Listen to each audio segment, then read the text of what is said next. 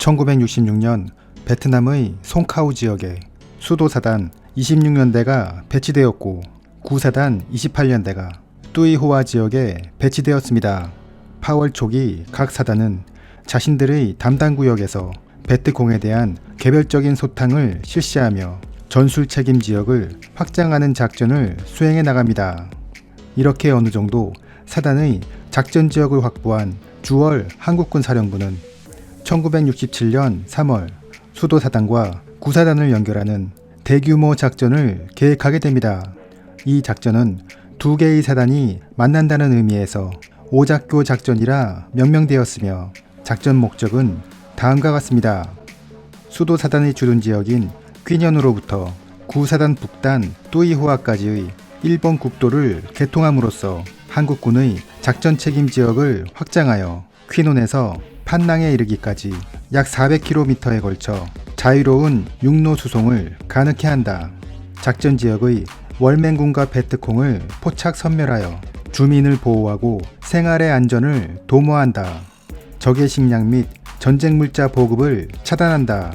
지역의 산업을 증대시켜 경제 안전에 기여한다. 과거 미군이 성공시키지 못한 작전을 한국군이 성공시켜 한국군의 우수성을 국내외에 알린다. 지역 내의 군사시설 확장에 한국 기술 인력이 진출할 수 있도록 여건을 조성한다. 작전 지역의 특성은 다음과 같습니다. 작전 지역은 푸엔성에 속하는 지역으로 동쪽은 해발 200m의 고지대이고 해안가의 서쪽은 평야지대로 월맹군의 주요 식량 확보 지역이었습니다. 이 지역에는 약 32만 명의 주민이 살고 있으며 월남 정부의 통계에 의하면 친정부 측 76%, 중립 16%, 베트콩 동조자 8%로 되어 있지만 베트콩이 오랫동안 점령하고 있었기 때문에 그들과 혈연, 인척 등의 관계를 맺고 있는 상황이었습니다. 이 지역의 적 규모는 월맹군 95연대 소속의 2개 대대, 푸엔성 주력군 1개 대대, 베트콩 4개 중대, 기타 지방 게릴라를 포함해 총 2천여 명 정도였습니다. 여기에 대응하는 한국군 수도사단은 26년대 3개 대대, 1연대 1개 대대, 기갑연대 1개 대대이며 지원 부대는 여러 포대와 미군의 헬리콥터 중대, 전술공군이 참여하였습니다. 구사단의 참가 부대는 28년대 3개 대대, 30연대 1개 중대이며 지원 부대는 여러 포대와 미군 헬리콥터 중대, 전술공군 제7함대가 포함되었습니다.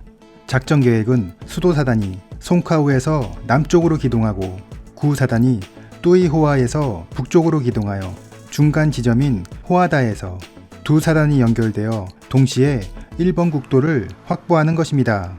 작전 기간은 1단계와 2단계로 나누어 진행되는데 1단계는 수도사단과 구사단이 연결하는 것을 목표로 하고 2단계는 확장된 전투 책임 지역 내의 잔적을 소탕하여 지역을 평정하는 것입니다.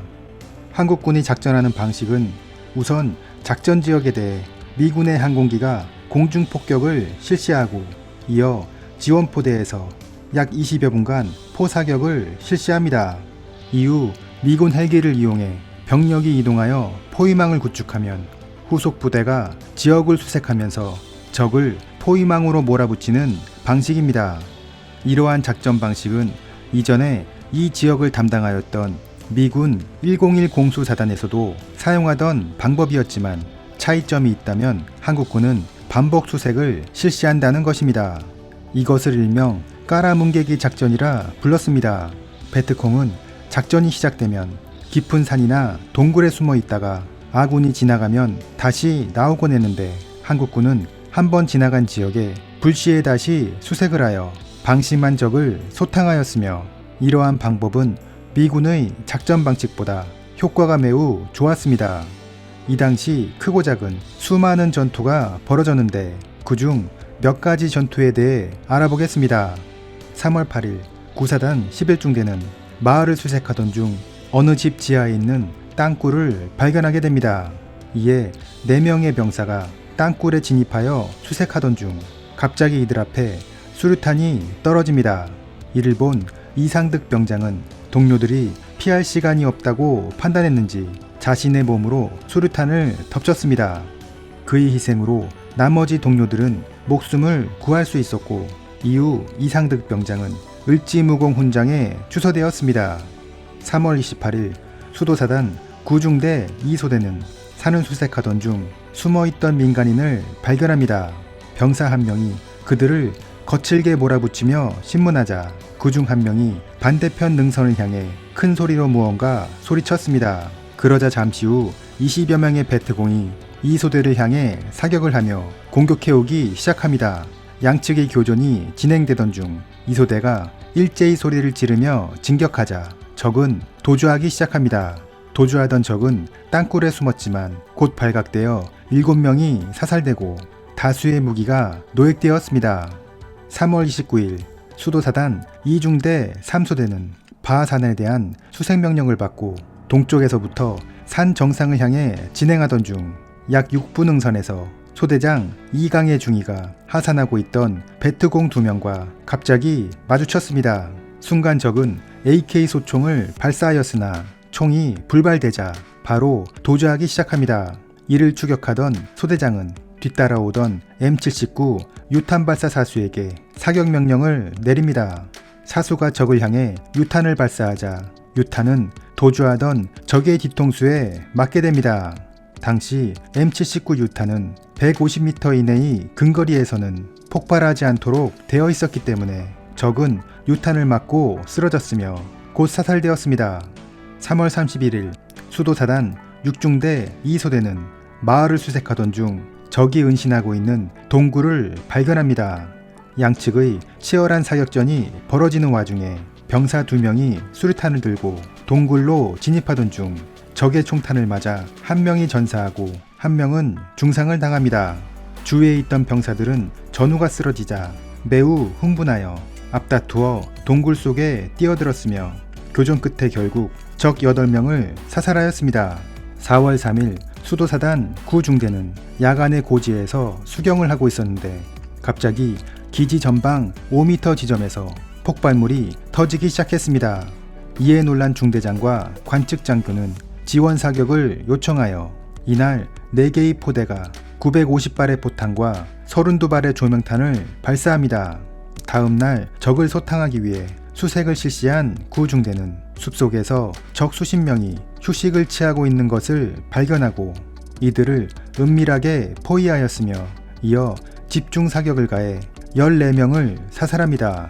4월 18일 수도사단과 구사단은 약속된 장소에서 서로 만나게 되었고 이렇게 오작교 1호 작전은 성공리에 마감하게 됩니다. 이날에는 대대적인 연결식이 거행되었는데 먼저 분대장을 시작으로 소대장, 중대장, 대대장, 연대장, 사단장이 이어서 연결식을 거행하였고 이날 행사에는 미군과 월남군의 주요 지휘관, 지역관리, 내외신 기자들이 대거 참여하였습니다. 오작교 작전의 전과를 살펴보면 수도사단은 적사살 608명, 포로 272명, 귀순자 165명, 노획총기 500정, 수류탄 400발입니다.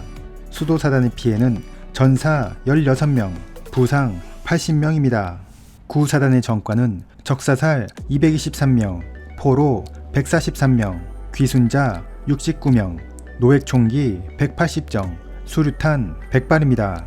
구사단의 피해는 전사 7명, 부상은 35명입니다. 오작교 작전에서는 민사심리전도 수행되었는데 민사심리전은 크게 전단살포와 방송으로 진행되었습니다. 수도사단은 560만 장, 구사단은 390만 장의 전단을 살포하였으며 그 내용은 귀순 권고, 안전보장 통행증, 경고 등이 있었습니다. 방송은 미군 항공기의 도움으로 실시되었으며 수도사단은 377시간, 구사단은 117시간의 방송을 진행했습니다. 귀순자에 대해서는 식량을 지급하고 안전한 수용소로 후송하였으며 무기를 소지한 귀순자에 대해서는 무기의 종류에 따라 보상금을 지급하였습니다.